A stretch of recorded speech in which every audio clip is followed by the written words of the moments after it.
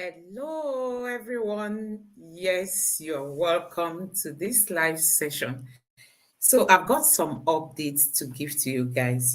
These are some of the topics trending on the social media, and I felt I should share with you guys what is up for today. Yes, looking at what I have there on the screen, you can see that Serap budget and 34 Nigerians sued Tinubu for appointing APC loyalists as REC. We've been hammering on this topic, for some time, especially during the last elections that took place in places like Bayelsa. You had that of Imo and that of Kogi State. During that period, there was this topic out there in the news saying that the APC members have been appointed, as state rec in some of the states, and people have been lamenting for some time now. So many people are accusing the sitting president of trying to adopt a one-party system in Nigeria. Tinubu wants a situation whereby the APC will be seen as the only party in all the states of the federation. And so many people have condemned that. These people don't want to have another party that will want to fight them. And that is why they are trying their best to take hold of almost all the states in Nigeria. Look at this. This is in the news today, and it says APC drum beaters confess in private that they are manipulating judiciary to take over Kano, Plateau, Zamfara ahead of 2027 presidential election. Myself, I'm just seeing this news. I saw this news for the first time today, but I've been saying this over and over that these people are already strategizing against 2027. We've not even concluded what happened in during the 2023 presidential election, but they are already outsmarting Nigerians, trying to capture the whole system. So for me, it appears the government, for me, my own thoughts, or the way I look at it, it appears the government, the president has told them, do whatever you can do to ensure we are ruling in all the states. Look at some of the states, if not for the states in the southeast where they know that they couldn't even win much vote during the presidential election. But for other states, the APC wants to take over in most of the states. So you can see this kind of a kind of, what I call it, secret being exposed, that they want to use the judiciary to take over Kano State, Plateau, Zamfara, even that of Nasarawa State. Many people have been talking about. I'm going to be sharing with you a video of what is happening currently in Nasarawa State, because the people are not happy with what the appeal court has ruled. They believe that the PDP man won in Nasarawa State, and now the appeal court has asked the APC man to take over. He was the one that was declared, but tribunal sacked him. Now appeal court has restored him as the governor, and the people of Nasarawa are protesting. I mean, currently there is serious protest going on in Nasarawa State. So when you look at this is actually what we call judicial capture. And honestly, the whole system, the whole institution, they've all been captured by this ruling party. They just want to ensure that, they take charge of most of the states that will enable them come with the most votes, come 2027. And these people are not even looking at what is happening currently in Nigeria, how people are struggling. They are busy working against 2027 while Nigerians are left to suffer. So you can see it is being revealed now that APC knows about this ruling coming from Kano, coming from Plateau State, and also coming from Zamfara State. They just want to ensure that they come back to power. They know that Nigerians have rejected this party. They are just trying to force themselves. You saw what happened in Kogi State. The Kogi man knows that he has been rejected. So he didn't have any option than to use, all kinds of thuggery and all kinds of using money to influence people, buying of votes, as in forcing themselves on the citizen. That is what the APC is just out for. They just like to get this power at all costs. So they are already planning against 2027, even without addressing some of the issues. None of them is talking of electoral reform. None of them is talking about why INEC couldn't stick to their guideline.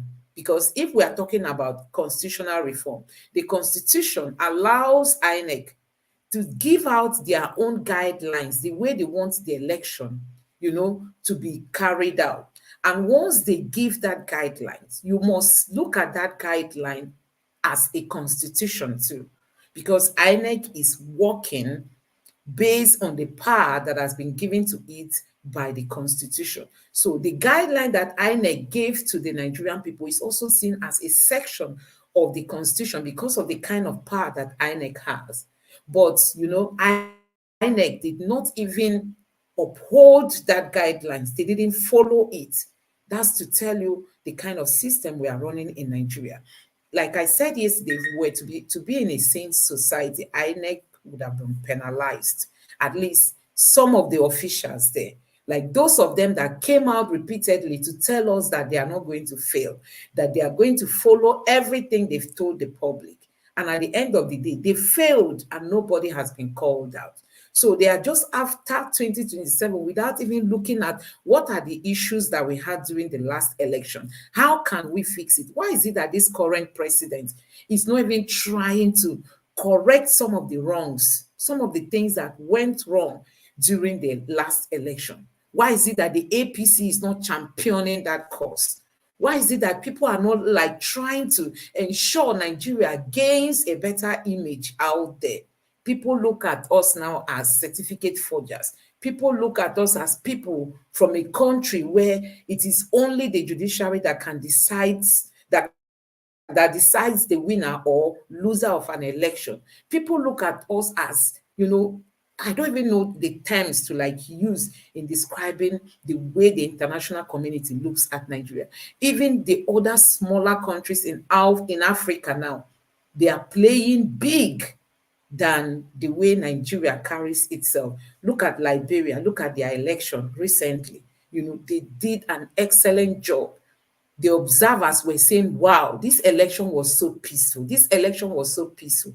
But come to Nigeria, it was the other way around, to the extent that the European group that came, observer group that came to Nigeria, we saw the kind of reports that they gave out at the end of the election. And don't forget that the APC condemned and rejected that report, but that doesn't change the fact that something went wrong during the election. So when you look at just take away, like I always say, just in a patriotic mood, just look at the people we have as leaders in this our country.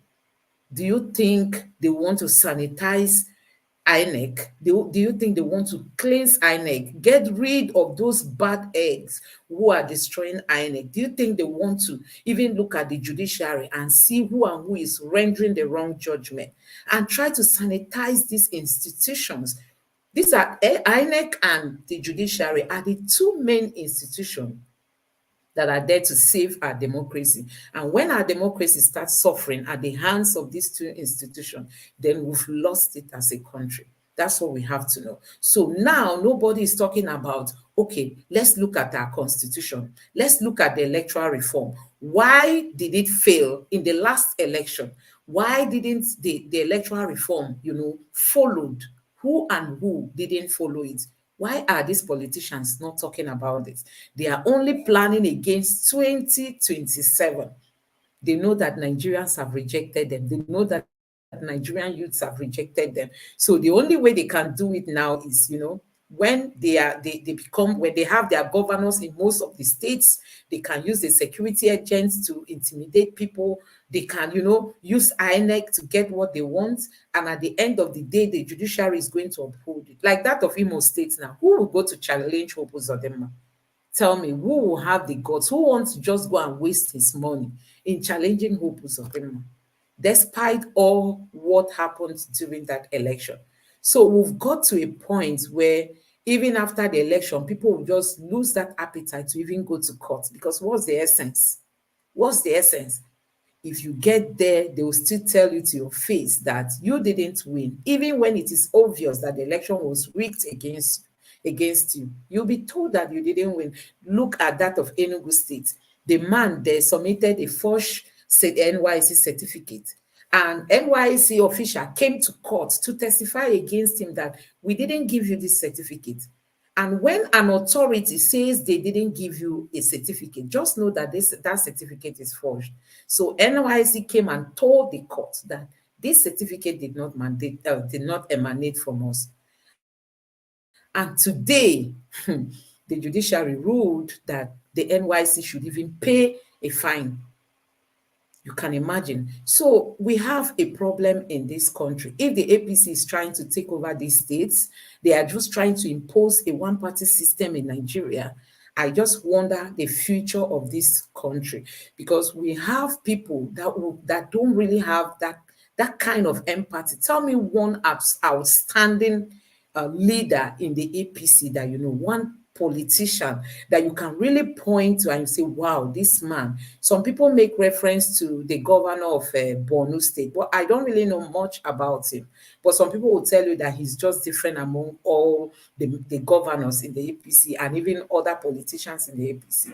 But sometimes I do challenge myself. I can't really make bold to say this person in the APC is so outstanding. You know, most of them are just so desperate. They want to get into power. They want to uphold power, even when they don't really have solutions to the problems of Nigeria. Look at the current president now. Since they came in, we are still struggling on how to, stabilize the economy. Nigerians have not started seeing the evidence. They only tell us to tighten our belt, while they themselves, they are not willing to do same. So that is really what is happening in the country today. They just want us to have a one-party system at the end of the day. So this is Sarah asking World Bank to suspend loans to Nigeria's 36 states. Lately, there've been this, revelation about how the state governments are mismanaging the resources of the state. So that is what has led to this. It started with that of Lagos, and we saw that of Kogi, we saw that of Zamfara, we saw that of we've seen so many states, even yesterday I shared with you guys one of the states too. So we've seen so many states being shown the way they are being exposed on how they are managing the resources. I didn't even know that these states equally go to borrow. I do think that it's only the federal government that borrows, I didn't know that the state themselves, they go to borrow. So Serap is asking the World Bank to suspend loans that were meant to be given to these states. So they've always been, it has been a custom that any government that comes in will quickly rush to borrow. Before you are leaving, you will leave debt. You will leave more debt for your incoming government. And when they come, they will meet debt on the table.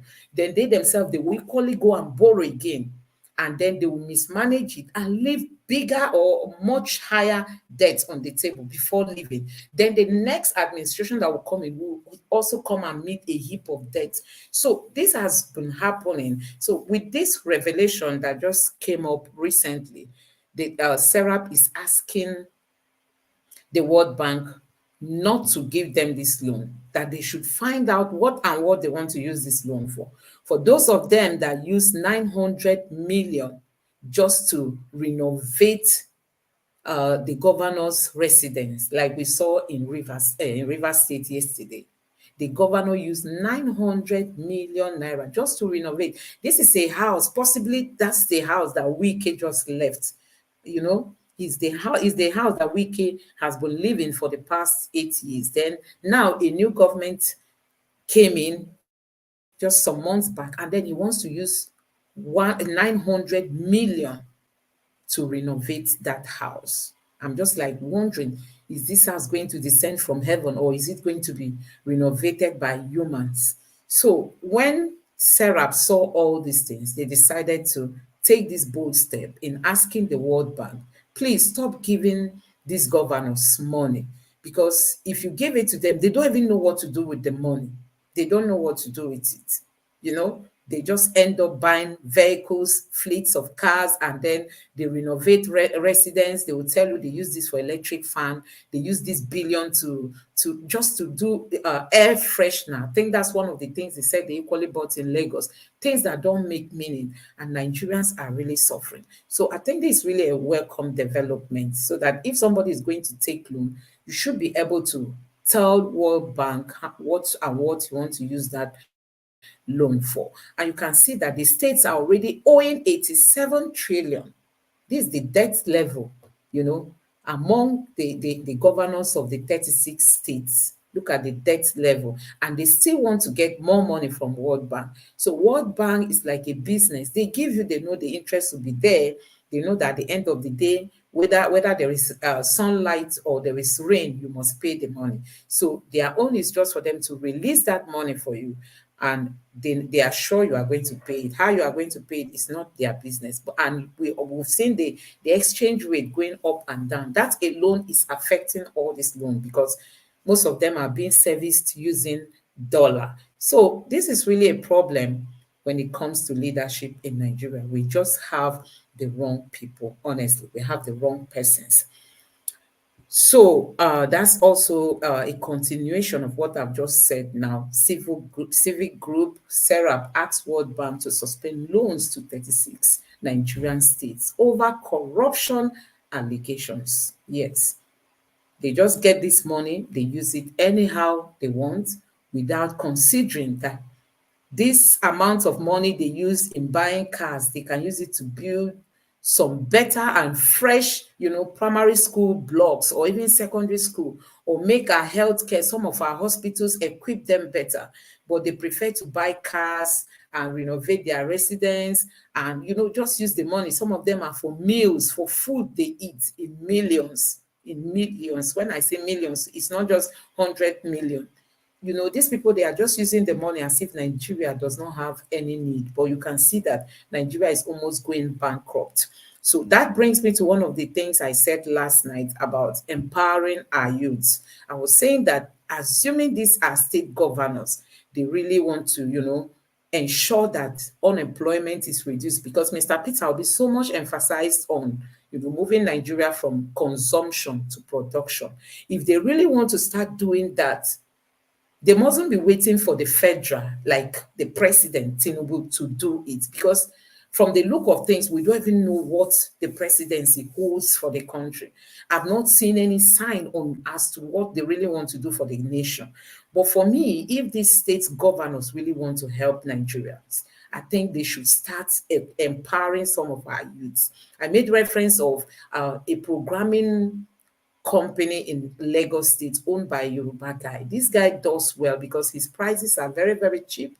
If some of these state governors can just call this guy and say, please come and train, even if it's just 500 persons. Yesterday, I spoke about training like 1,000 persons in a month, because it's possible. He's not going to do it alone. He has his staff that work with him. And, he mustn't come down to the various states for him to achieve this. He can just be in Lagos and, do this training online. You must not come physically. Gone are those days. He can achieve this thing. He can have morning section, afternoon section, evening section, and even midnight section for people who work, who possibly have free time during the midnight. People can equally attend classes during that time. Before you know it, all these 900 million that they are using just to buy cars, and renovate their houses, some of them can invest that money in training some of our youths.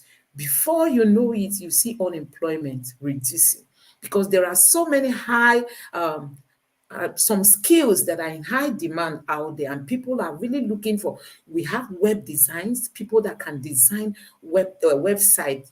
There are so many people. Almost all the businesses are going online. So web design is one of the skills that is in high demand today. You can imagine just teaching people this web design, and you don't need to go to school. You mustn't be a graduate for you to be able to learn it. You can see people learning common graphic design, which is not a very difficult thing to learn. But some of our Nigerian people, they are so intelligent, but nobody is paying attention to them. When you go to the streets, go and check those people hawking. Some of them are talented in music. Some of them can dance well. Some of them can even go into the theater aspect, to act and all that. But nobody is there to harness these potentials. Before you know it, they've joined bad gangs, and then they are caught, they are in prison. Before you know it, their life will just end like that without them achieving the purpose for which they were brought into this world. So we have leadership problem in Nigeria. If our leaders were to be patriotic, they have empathy. They try to put themselves in the shoes of the Nigerian people. They will know what Nigerians want. You can imagine if one governor should start implementing this empowerment, empowering the youth, that governor will not even lose the election. You will not need to campaign so much to win. At least Mr. Peter Obi must have taught these are politicians lessons that when you rule well, when you govern well, you will organically gain love from the people. So when next you are trying to contest, you don't need too much work. You won't even spend too much money in campaigning. People will just, organically fall in love with you and they want to support you. And that is what we saw during the time of Mr. Peter Obi. He denied himself so many things when he was a governor. But today he's gaining it through the support that the Nigerian youths are giving him back.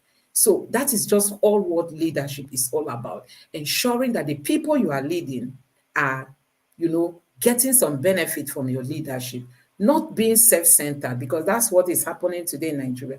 They just want to be comfortable. They live in good mansions, they renovate their houses, they have good cars, their children are abroad, they gain admission into big schools in different countries of the world. And then once they have all this, they are satisfied. And don't forget, even when they are leaving office, they still want to put somebody back that will be a kind of still giving them their own portion at the end of the day. So we have issues with our politicians, and that is why this our country is not really moving forward. Nigeria is supposed to have, been a very big country in Africa, but because of this politics that these our politicians play with our lives, that's why we are not really moving forward. So that brings me to the Minister of Trade in Nigeria. There've been this debate as to why are they not buying Nigerian-made cars. They prefer to use this billion of naira, to go to Japan to invest it there in the name of buying Toyota and all these their big Jeep that they want to buy. People have been asking questions, why not help people like Innocent to come up with some brand that are similar to what you are looking for? These companies, there's another one in Lagos, I think it is called Nord.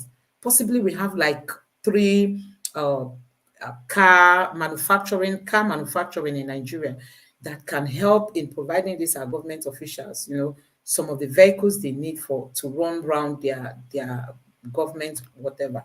But they are saying that they don't want. So it's even shocking to hear it coming from one of the ministers of this current administration. She said they are not bound to buy, cars that are not up to quality. That is what she's saying. I'm going to allow you just listen to this video yourself so that you hear it from the horse's mouth. That is, they are not under compulsion to buy from these locally made companies. They mustn't, because they feel that the quality of the vehicles are not up to what they can use. But for me, I will say that why can't Nigeria come up with, if it's a ministry or a body that ensures that we make things that the qualities are at least up to a certain level. If these senators, they are complaining that buying from Nigeria means buying low quality, why can't they ensure that local producers produce good qualities in Nigeria so that it can also help in boosting our economy? So let me allow you listen to her and then we'll come back. It's just a very short clip.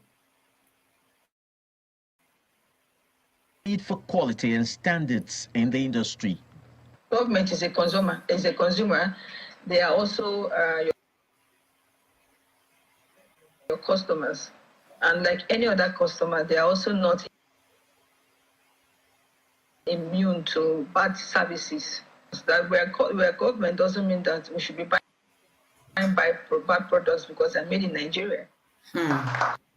Okay, you could even hear people clapping for her. Industry players look that for the fact that they are government does not mean they are bound to buying low quality because they are made in Nigeria, because you are a government, you mustn't support these small companies that are still coming up because you are a government. It is not a must that you must buy from them. I know this statement alone has just, it kind of explained to you that these people don't even want the progress of this country. I'm telling you. Go to America, they hardly use, I mean, their government officials hardly use any brand from any other country. Germany is one of the countries that produces good cars, but US can never want to use their vehicles. I mean, the government officials. It's only in Nigeria that we have companies that make cars and they will want to go to Japan to invest such a huge amount of money. Can imagine pumping that money into our economy. Our naira will be gaining some level of stability. Look at the naira, every day is sliding. It manages to, revive today, tomorrow again it deepens. It manages to revive, it deepens again. That's what the naira has been doing. You can imagine these people focusing, on the locally produced goods in Nigeria, going to the companies that do them and help them, ask them questions. What are your problems? When you come to Europe, if a company is about to fail, do you know what the government does? The government quickly comes into that company and asks them, what are your challenges? Most times the government partners with that company and says, okay, we are going to be a partner to you. The two of them will merge. It's a private company, but the government has come in to be a partner. So two of them will be managing. You can imagine the federal government says, okay, Innocent, I'm going to partner with you. This is your factory. I'm going to ensure you make it to be a more modernized company that can, a kind of build more sophisticated cars, will help you, will give you the fund, will ensure you don't have challenges when you import. We've seen Airpeace CEO coming to tell us that if he sends in one part of his airplanes, it will take like 3 weeks for him to clear it from custom. So you can imagine the struggles we have in Nigeria.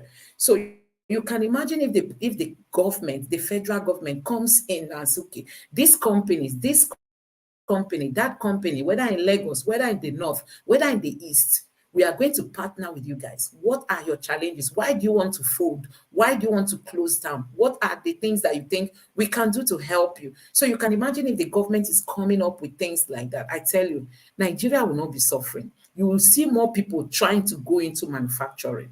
But today, many people are leaving manufacturing because where is the light? Where are the policies that make it more friendly? Where is the support that other companies get from their governments? Where is it in Nigeria? You don't see things like that in our country. And they will tell you that when I come in, vote for me. When I come in, I'm going to do this. Buhari promised and overpromised and overpromised. And when he came in, he was just busy borrowing. And when he borrows, sometimes it appears he does not even know when the money will come in and when the money will disappear. There were a lot of news about corruption. People will say that this Buhari's government is the most corrupt government Nigeria has ever experienced because they didn't even block the loopholes. They would just say, borrow us. Once the money come in, people that can, kind of wangle their way through in taking their own portion will just take it, whatever is left. And that's how Buhari left heap of debt while leaving office. Today, this government has equally continued in borrowing. And you see the states are busy too, wanting to borrow their own. Who is going to pay it is you and I, the ordinary people. Don't forget these governors, when they leave, they receive pension. And some of them will end up in Senate. And when they leave Senate, they have another pension. Some of these pensions are lifetime pension. They will always be receiving this money forever and ever. And when they leave Senate, they want to become minister. And when they leave minister, they will come back to House of Assembly. They will just be, going round and round all the arms of government. And then that's how you get to know that they will not even participate in paying this money. Rather, we, the Nigerian people, will keep paying them salary until they are no more on this planet Earth. So we've really got a lot to do as citizens. That's why we have to start guiding our loins. Let's be strong. For those of us that will say, oh, I will never vote again. I will never come out to vote. If you say you are not going to vote, you have allowed the political class to win. So it is time for us to, like, guide ourselves. The Bible says that operation maketh a wise man mad. It is time for you to look around and say, God, why are these people taking us for granted? And you see the reason why you must come out to vote and why you must ensure that your vote counts. So finally, I just want to share with you guys this video coming from Nasarawa State. The people are protesting because of the latest appeal court judgment.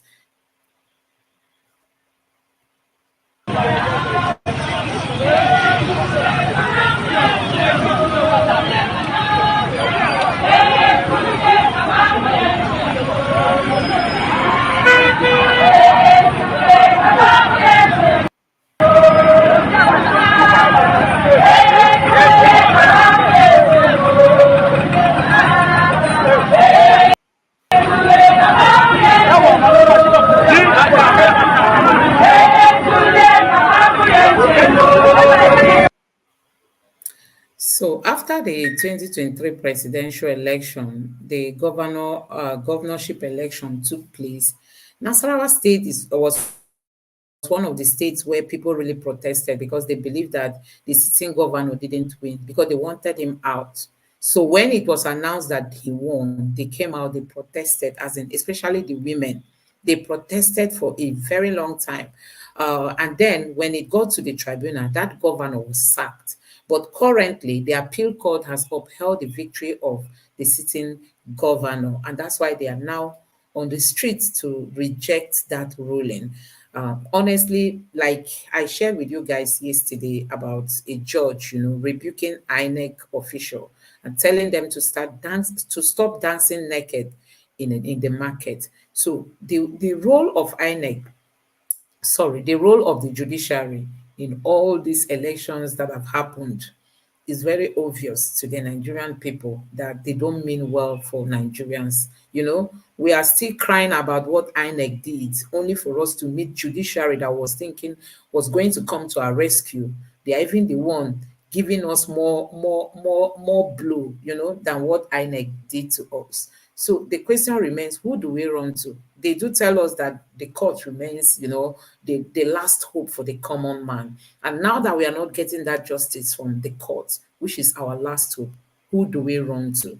Nigerians, it is in our hands to ensure that we regain the state of our country. It is in our hands to emancipate Nigeria from the hands of these politicians. And that is why I want you to be an active citizen. Don't just sit down and say it does not concern me. It concerns, if it doesn't concern you directly, it will concern you through your children or even your parents or, the generation unborn. And that is why we all must come together to ensure we form a very strong force against this political class, because they are just out not to ensure that Nigeria survives. That's my own take. We must ensure that we come out and form a very strong force against them, form a very strong opposition, like Mr. Peter Obi has urged Nigerians, that what we need to play is the role of a strong opposition to teach these politicians what leadership is all about, because it appears they don't even know what leadership is all about. Currently, the senators, those in House of Assembly, they are going home with Christmas packages. Who has given you even 5,000 naira as a Christmas package? But they are going home with millions of naira as packages for Christmas. That is not the allowances they do get. That is not their own salary.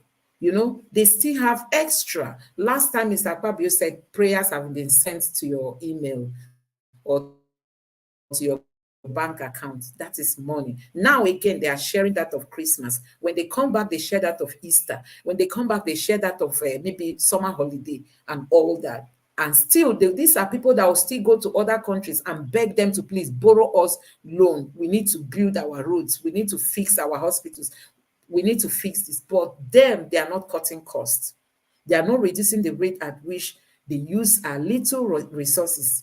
The hard-earned money of Nigerians who are paying their taxes. They don't manage it well. So, guys, that is where we are as a country. And I just hope that all these things will make us to stand up and stand strong to ensure that a new Nigeria is bettered. So I want to thank you for joining me in this live section. Thank you so much for your time. And I'll be back again later in the evening to give you guys more updates on what is happening in Nigeria. So thank you, and let's meet again. Please don't forget to like this video and also subscribe to my channel for us to build a stronger community. Don't forget to turn on the notification bell. That's the only way you get updates when I am live or when I share any video. So with this, I want to say thank you and God bless you. Bye.